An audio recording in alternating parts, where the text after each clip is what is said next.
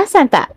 Kenapa kita boleh konsisten bayar hutang tapi tak boleh konsisten menabung? Setiap bulan bil datang, kita bayar. Loan kereta, kita bayar. Rumah, kita bayar. Kad kredit, kita bayar. Tak pernah lupa, tak pernah tunggu ada lebihan. Sebab apa?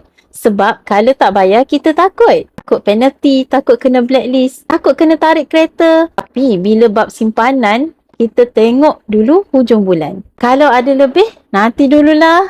Masalahnya, hutang kita bayar sebab takut. Tapi simpanan kita abaikan walaupun itu untuk masa hadapan kita. Kita sanggup disiplin untuk bank tapi tak sanggup disiplin untuk diri sendiri. Bayar hutang memang wajib. Tapi menabung tu wajib. Tanggungjawab. Cuba tukar mindset. Bayar diri dulu, simpan dulu, kemudian baru belanja. Sebab masa depan tak pernah hantar bil. Tapi bila dia datang tanpa amaran. Simpanan bukan pilihan, tapi ianya keperluan di masa hadapan. Nak saya bantu? Saya akan bantu sebaiknya.